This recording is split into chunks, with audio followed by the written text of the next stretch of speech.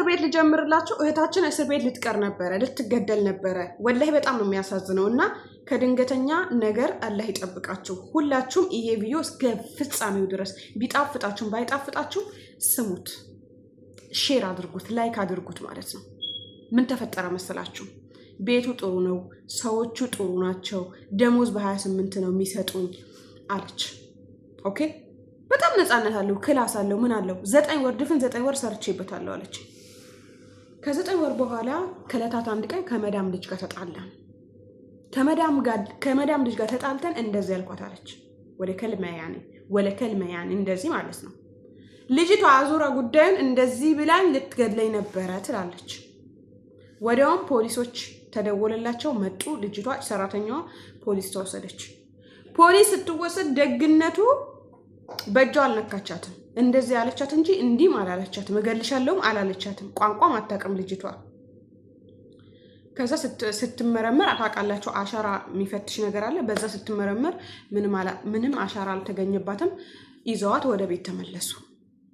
ይዘዋት ወደ ቤት ተመልሰው ሰዎቹ መዳሟና አሰሪዋ ትስራ በቃ ምናምን ብለው ቢያስተባብሏት፣ ምን ቢሏት፣ ቢሰራት፣ ቢለምኗት አልፈልግም ከዚህ ቤት ካልወጣች ደቂቃ አልቆይም ብላ ስታስፈራራቸው ሰራተኛይቱን ወደ ቢሮ ይወስዷታል ማለት ነው። ተመስገን ነው። ይሄም እኮ ትልቅ የሆነ ኒዕማ ነው። አልሐምዱሊላህ ረቢል ዓለሚን። በእጇ ነክታት ቢሆን እኮ እቺ ልጅ ተገደለች ይባላል። ሙከራ አድርጋባታለች ተብሎ እስር ትቀጣለች። በእስር ባትገደልም ትቀጣለች ለብዙ ዓመት። ቢሮ ተወሰደችና ሌላ ቤት ገባች። ሌላ ቤት የገባችበት ቤት ደግሞ በወር ብር አይሰጥም። 5 ወር ሳይሞላ ብር አይሰጥም። ብለምነው ብሰራው ወደዚህ ብለው ወደዚህ ባደርገው 5 ወር ሲሞላ ስራ ተበላሽቶብኛል፣ አንቺ ስትመጪ አካባቢ ስራ ተበላሽቶብኛል እያለ ደሞዜን 5 እና 6 ወር እያቆየ ነው የሚሰጠኝ። ለምን ታዲያ አንቺ መጀመሪያ ለምን ቆየሽ? ለምን ቶሎ ወደ መክተቡ ሰደኝ አላልሽም? በአንድ ወር ውስጥ ካልሰጠሽ ስላት እኔ ያኔ ከሞት ስለተረፍኩኝ በዛ ባላሰብኩት አደጋ ስለወጣሁኝ ደንግጫለሁ። ምንም በቃ መኖሬን እንጂ ይሄ ደሞዜ ይሄ ስራ ምናምን የሚባል ታሪክ አላቅም አለች። አሁን ድፍን እዛኛው ቤት ራሱ ድፍን 9 ወር ሆኖት ሰውየው ግን የ5 ወር ደሞዝ ሰጥቶኝ አሁን የ5 ወር ደሞዝ አለበት አለች። ይሄ ሁሉ ጥያቄ የመጣው እንዴት ነው የሚታሰበው? በመጣሁበት ነው ወይስ እዚህ ቤት እንደገባሁበት ነው ኢቃማው የሚቆጠረው በሚል ነው እንግዲህ ይሄ ሁሉ ነገር የነገረችኝ ማለት ነው። ልላችሁ የፈለግኩት አንዳንዴ የአረብ ልጆች ኢግኖር ሲያረጉን፣ ሲጠሉን፣ ሲጠየፉን ለኛ በጣም ጥሩ ነው። ምናልባት እኛ እኮ የሰራተኝነት ስሜት ይሰማናል። ኦኬ ቢያወሩን እኮ ቢወዱን ቢቀርቡን ምናምን ደስ ይለናል። እኔ የትላንትናዋ ልጅ እንደዚህ አለችኝ የመዳም ልጅ ስትል፣ አረቦች ደግሞ ታውቃላችሁ በልጃቸው አይደራደሩ። ኦኬ እንደዛ ስትለኝ በቃ ዝግንን ነው ያለኝ። አንዳንዶቻችሁ አሁን እኔ ይሄ ነገር ያመጣሁት ለምንድን ነው? የአረብ ልጆች ኢግኖር ሲያረጓችሁ፣ ሲርቋችሁ፣ ሲጸየፏችሁ፣ ሳይቀርቧችሁ ለእናንተ ጥሩ ነው።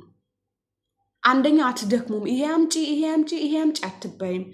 ሁለተኛ ደግሞ ዝም ስለምትባባሉ ምንም መጥፎ ነገር ከቃላችሁ አይወጣም። ከመዳሞቻችሁ ጋር መዳምሽ እንድታወራሽ እንድትስቅልሽ የምትፈልጊ ሆይ ይቅርብሽ፣ ወላሂ ይቅርባችሁ። እኔ ከዚህም በፊት ተናግሬያለሁ ብዙ ጊዜ። እኔ መዳሞች ባያወሩን ደስታዬ አልችለው።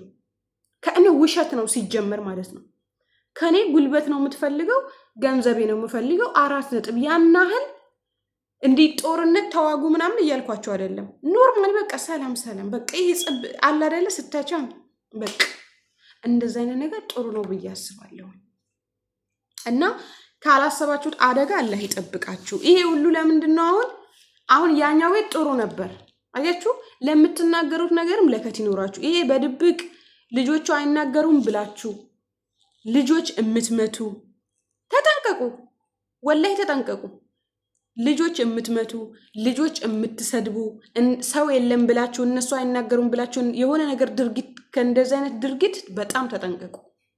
የመዳም ልጅ ከሰደበሽ፣ ከመታሽ፣ የሆነ ነገር ካደረገሽ ለሴትዮ ቀጥታ እንደዚህ ያደረገኝ እኔ ስራ መስራት አልችልም። ኢቭን እንዳትመቱ በቃ ለምን ያ ልጅ ከዕለታት አንድ ቀን መታችኝ ካለ ወይም እየመታችን ካለ እስር ቤት ነው የምትገቡት።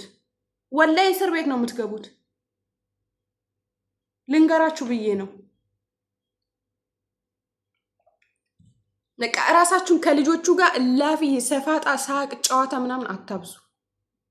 አላፍትና ካለብሽ የልጅ አላፍትና የመጠበቅ አላፍትና ካለብሽ በአይንሽ ብቻ ማየት።